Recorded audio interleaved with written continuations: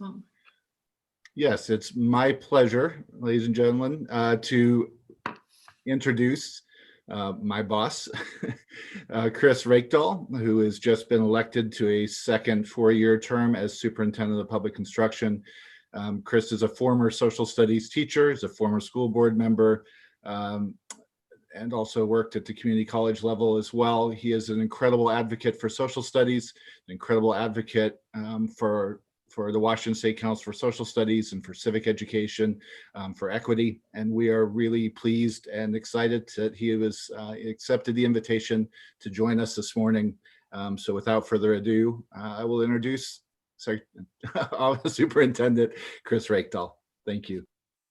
Thank you. Good morning, everyone. Thank you, Jerry. And good morning, everyone. Thank you, Jerry and Nancy and Carol. It's great to see Carol. To all of you, this is a pretty special day. I come to you from the ancestral lands of the Squaxin Island Nation, a remarkably beautiful tribe in the South Puget Sound area. This is a big day, and for you all to be sitting here on a Saturday when you could have multiple cable news networks on, comparing and contrasting, as I know you all do as social studies teachers, the way this is being covered this morning is pretty interesting and powerful. I want to recognize, first of all, the trauma, and I use that word pretty intently. I think it's a word that sometimes gets overused, but not in this context. That's being faced by a lot of our students and staff. This is a stunningly complicated time just in the history of technology and the history of sociology, to have so much connectivity that is built up through technology, only to have a global pandemic isolate so many of us. And I think it's a remarkable contrast that we will write chapters and chapters about in our future. But looking backwards is going to be the easier part. Living it today is hard for students, and it's hard for you all as educators, delivering instruction to sometimes, 17 names on a screen with cameras turned off and only maybe a few kind of beaming back at you.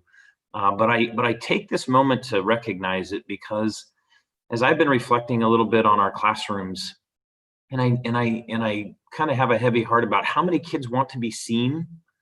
And you know what that means as teachers. They want to be seen, they want to be acknowledged, they want their individuality to be recognized. They want their educators, their teachers, the people they build relationships with, to see their unique contribution to a classroom or a discussion or to the community. And that's hard for them to do right now. And yet we see a lot of them who want to turn their cameras off. And that's okay too. I think back to my childhood. I grew up in a home built right around late 1800s, early 1900s. Didn't have sheetrock on the walls in my bedroom. Like, it was traumatic. And thank God we didn't have technology then, because if I was learning remotely, I'd have had my screen off. Because I'd have felt the shame of poverty, but I would always have been sitting there wondering how to be seen, because I thirsted for that. And that's why I love public school. That's why I love going to the classroom. My teacher, Sharon Cruz, I had her for 5th and 6th grade. It was very specifically social studies that she taught. That part of my day was the highlight of my day. I loved learning about history. And of course, we know now how out of balance much of that history has been. Anytime we use nationally developed curriculum and texts, we're missing tremendous context for the contributions of a more diverse world. And you're all confronting that now. So I say to you all, honor your students where they are, and I appreciate that. And while they are hiding in some ways and they are struggling in isolation, they also want to be seen. And that doesn't mean they turn their cameras on. It might mean a lot of individual work. It might be a quick little note to them. It could be a little breakout room where it's just the two of you talking. It could be something simple that just recognizes them, even though they're struggling right now with it. Unique context for me. One of the cool things about being before you today and being in this work is we're one of only 13 states. We might be down to 12 now who actually elect the superintendent role. And I take it very seriously to be the superintendent for a very complex state. And you go through the trauma of an election, and it is also traumatic, especially this one, very, very challenging. And it doesn't matter your perspective on politics. And in our work, I know how important it was that my students didn't know my political interests. And today that is true. But the cool part about being elected to the state superintendency is you get to put right on full display your passion for public education. Your job is to run to be the state superintendent of public instruction. And we have great partnerships with our private school folks, our charter school folks. But you're running to put forth in front of everyone the value of public ed. So I love that. And I bring that to you because it's also a complicated time between COVID and what I'll consider sort of a new racial awakening. We've had multiple waves of this in our American history, our North American history, our global history of oppression of peoples and their thirst to take power and share power and want to be heard and want to contribute. And it comes in these waves that feel like we have setbacks and then we kind of, move forward again. And I think we're in one of those. And I think on balance, that's the nature of humanity. That's the nature of struggle. There is something fundamentally true about resource inequality that causes those with less to want more, justifiably, and those who have it to fear losing it. And we can cognitively understand that, but it is a unique time to live through it. And my parents were both born in 1935, and I know I came from a grandmother who came from Finland in the late 1920s, the height of the Depression, ashamed of where she came from, afraid to speak her language, Finnish, just absolutely shamed in her Midwestern state because she was, a foreigner. We were in a very xenophobic time. And we find ourselves in that moment in the 60s with huge waves of immigration from other parts of the world, described to me by my parents. My father's Canadian, of course, but we had lots of folks coming particularly from Eastern Asia at the time. We're now in another one of those moments where globalization has us moving capital around the world, but of course people around the world, and we are in a very complicated time. We are in a moment where race and ethnicity are once again the object of anger and frustration. And as social studies teachers, I just challenge you all to contextualize all of this for students. What I've observed in my own two children and remarks I get to make is kids feel like at any time, especially teenagers, they feel like this is the most important moment in the history of mankind and they're the only ones experiencing it. And we need to validate that struggle they're going through, but put it in context. Help them understand that their parents lived through much of this. Their grandparents definitely lived through some of this. When they contextualize it, I think they begin to understand that this is really about battling to make progress. It's a race. It's not a sprint. It's a long journey. It isn't about crossing the tape or finish line and saying we reached racial equity and we understand anti-racism and we're culturally responsive. It's so fluid in the human condition that we can make progress and then we can lose it. It's something we manage in our humanity. It's something we manage to. And I think that's the beauty of social studies. I love my math brothers and sisters, and I love getting to answers because I love finality sometimes. But there's absolutism to some of our studies that is intriguing. And we've got a kind of olfactory system of education at times that rewards that. You go through the motions and you get the right thing and you push the right button and you get the reward. We're in a different business in social studies. We teach about the moving parts of our psyche, the moving parts of our collective psyche in sociology, the moving parts of resources in economics, the changing understanding of history, who contributed, how much the winners, those with power and privilege, write the history. We are social studies teachers. We are in the fundamental business of describing the most complex mind we think exists on this planet, the human mind, and how it interacts with each other. So I want to just give you all the grace and tell you all that I think you have the hardest jobs in the world and yet the most rewarding. And I'm gonna just keep challenging you to keep your personal politics out, but inject all of the politics so that students get the comprehensive understanding of multiple perspectives. And you heard me say this before, this device is the greatest thing ever created and our worst enemy. It empowers so much ubiquity of knowledge that we better not be covering as much content as we used to because kids can get it, but it isolates them. They craft an entire worldview around what they already believe. They only grab the news feeds they want, the music they want, the social networks that they want. They're building communities with people they'll never meet across the country and around the world around common interests. And while that's really powerful, it also creates that sense that they are absolutist in what they believe and everyone else must be wrong. And that's our fundamental challenge, I think, right now as social studies teachers, is we have to bring perspective to a world that's trying to customize and almost stimulate the mind in the way it already believes, because it's the easiest customer to build, is one who wants to continue to purchase and consume the belief system that reinforces what they already like. Turn on Fox today, MSNBC, and CNN today, and you will see the perfect example of that. So I watch them all. I try to cover it from multiple perspectives. The other thing I would say in this moment, and we'll definitely get to some Q&A if you have it, is I do think, as I said 2 years earlier, we've been building this concept that social studies really ought to be centered more in our learning. It is the fundamental teaching and the fundamental practice of human interaction through time and in current spaces against difficult issues that we face. The research, if you hadn't read it a couple of weeks ago, that's emerging is just the enormous body of evidence that says this country is making very little progress in early literacy, particularly K-4. Ironically, because we keep obsessing about teaching literacy only in the context of abstract literacy. And when we teach it in the context of other subjects, students actually get better vocabulary, better fluency in reading, and they actually end up being better in English language arts. What subject was absolutely dominant in that study? Social studies. When students learned literacy and contextualized it in science, some gains. When they contextualized it in math or other subject, they got some gains. When they contextualized it in social studies, the gains were the biggest of anything. In fact, students who got their ELA and their writing and their reading assignments in the context of really high quality social studies ended up with better literacy scores than using the same amount of time just focused on literacy.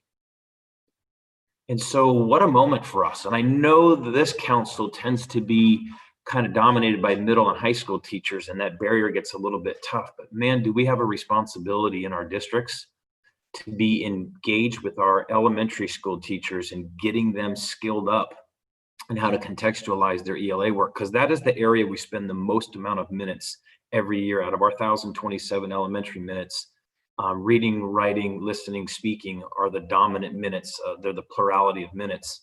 But we really have to help our elementary teachers bring social studies context to that. That same language assignment, that same writing assignment about elections or about the history of African Americans in our nation, or the history of a particular conflict, or the emergence of women into the labor market. Like, you pick your content area.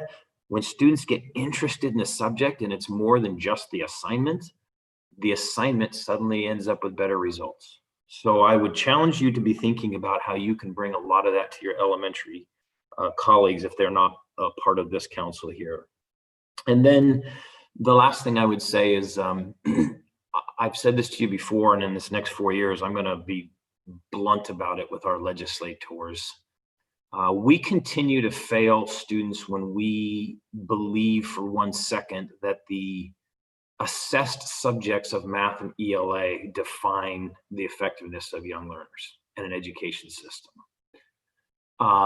Within those areas, I believe we're getting it wrong. And then the fact that we only focus on 2 high stakes testing areas, I believe gets it wrong. So let me give you some context there. Math, for example, right now, I believe is becoming an abject failure in the United States of America, because it continues to teach a linear progression of algebra, geometry, algebra 2, pre-calculus, calculus, for a world that increasingly has put all of those algorithms into software, and very few students have ever needed to do that work in the real world in their jobs. But we thought that the critical thinking skills of linear math was the way to get logic thinkers, numeracy thinkers, and quantitative reasoning thinkers. And it turns out those are pretty abstract and not very helpful. So data literacy is coming, and it's coming fast. Interpreting data and information, being able to create visuals, being able to apply basic math to software and analytic tools is a far better way of getting critical thinking and numeracy.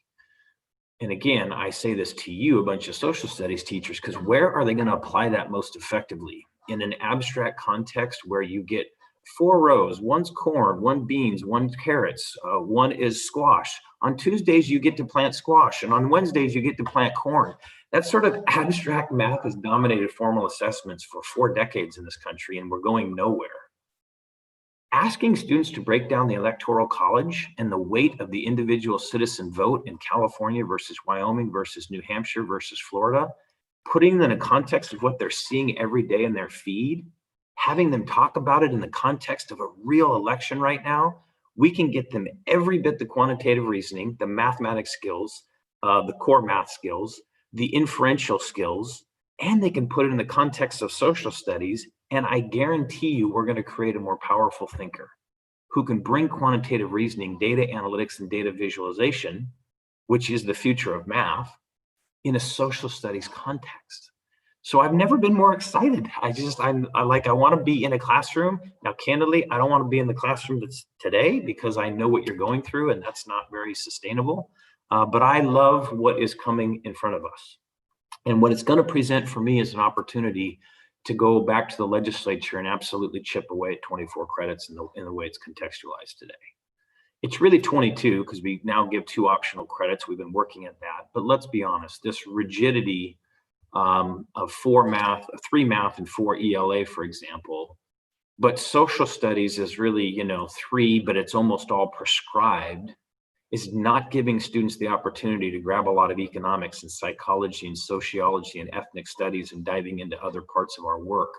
And I think if we flex up the credits and we make the compelling argument that we've never been better or more committed to integrating learning standards in these other areas into our social studies work, then I think we're going to get back to a moment here in the next 4, 6, 8 years where electives in the middle high school and maybe even specialists in elementary school is a dive into social studies in all of its breadth.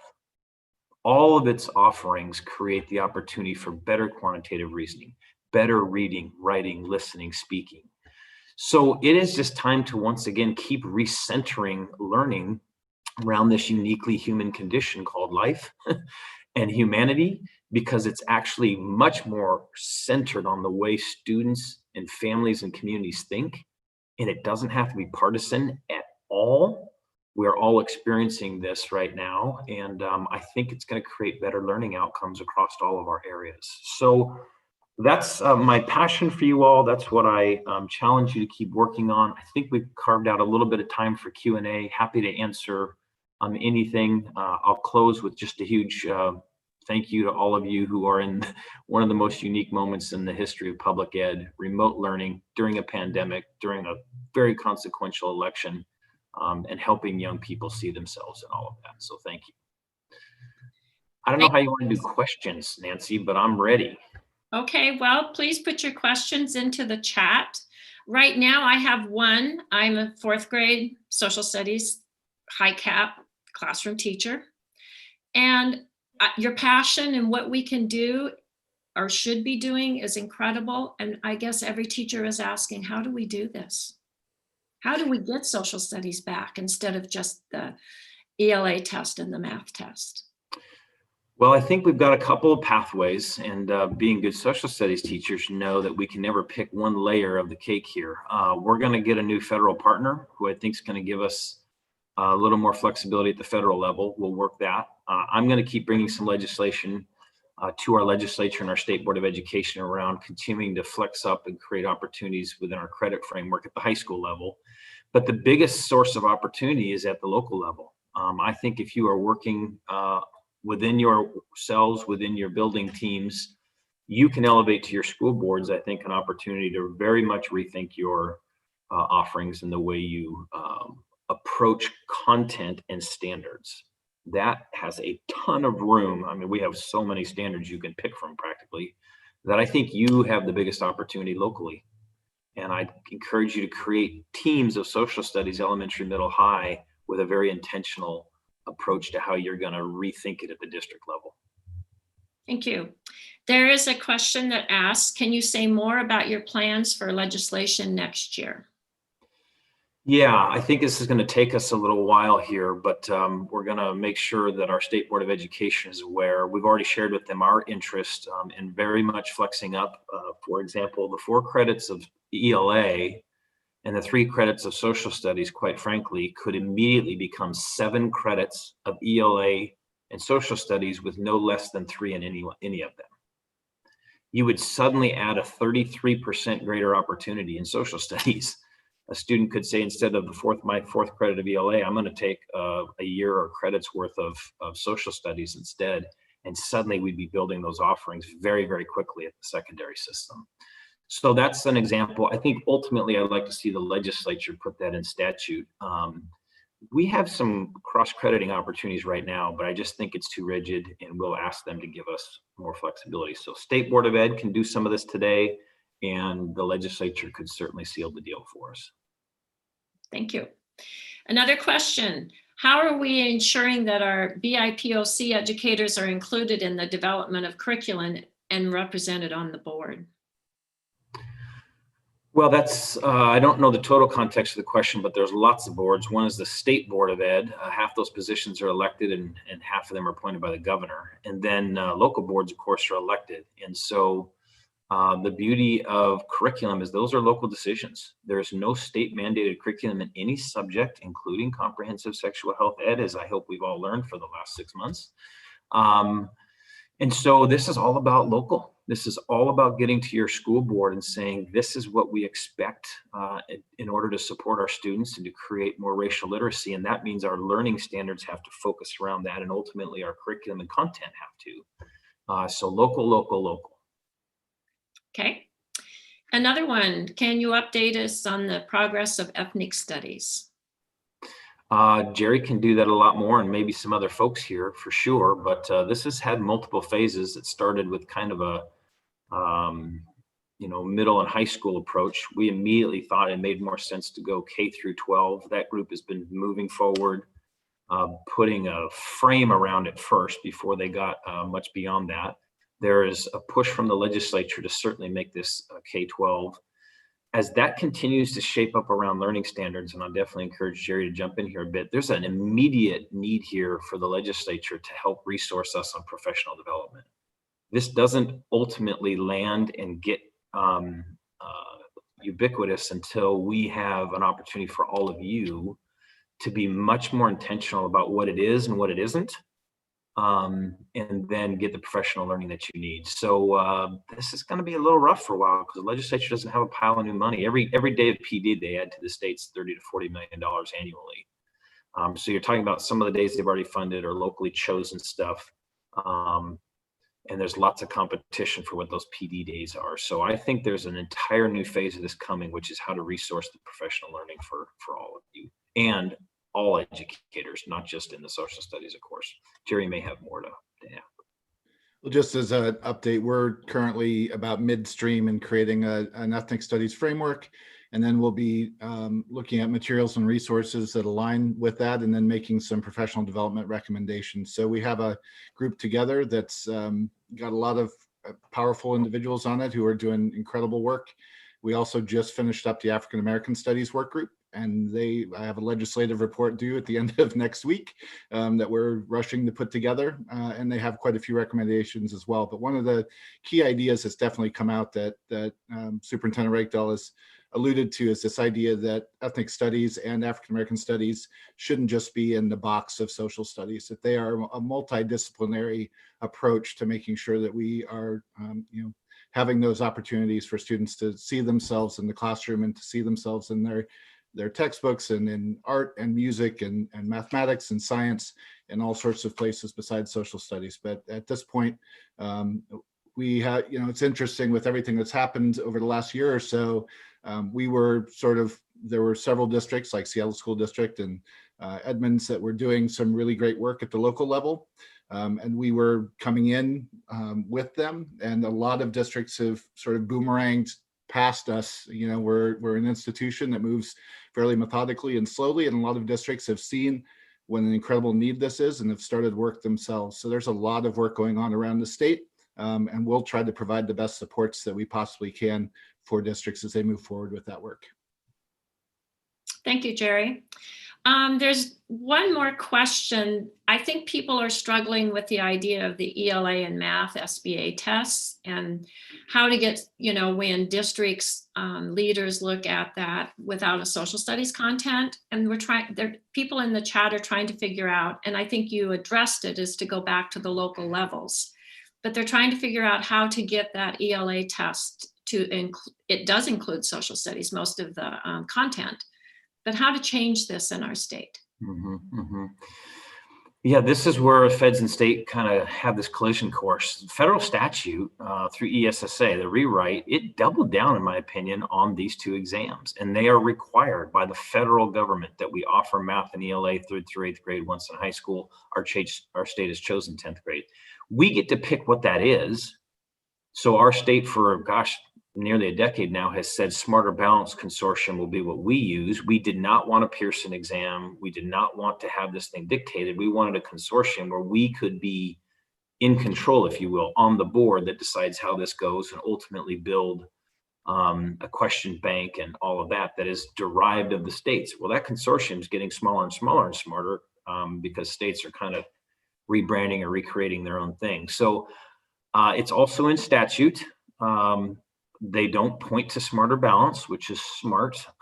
So they give us the flexibility here at OSPI to do something a little different. But right now we have no choice but to offer a formal summative assessment every year in a certain testing window in math and ELA. And I think the question for this new administration, which appears to be being called by all the networks, is whoever the Biden team picks as their Secretary of Ed is going to really have to figure out if they want to go back to Congress and break down this testing regime. I have been very clear that I think it is long overdue. I think 3rd through 8th grade was always a mistake. I think checking in with a sampling methodology in those content areas makes more sense. The NAEP, for example, is a fraction of the cost and a fraction of the time. It is a very robust, using social scientists, sampling methodology that tells us everything we need to know about state accountability. You can get a big enough sample size to know exactly how we are doing in terms of reaching students of color, low-income students, students with disabilities, English language learners. There's a way to get accountability that cuts dramatically the standardized testing time, which opens up significantly more time for teaching and learning, including more social studies or integrated studies. So this is going to take a big partnership, and we're going to keep banging on the door.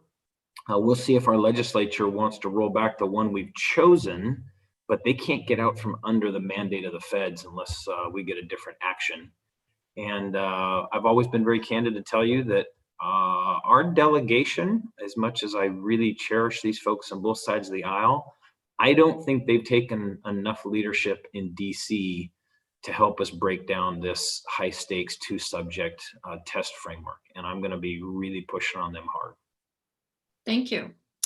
I think we have time for one more question.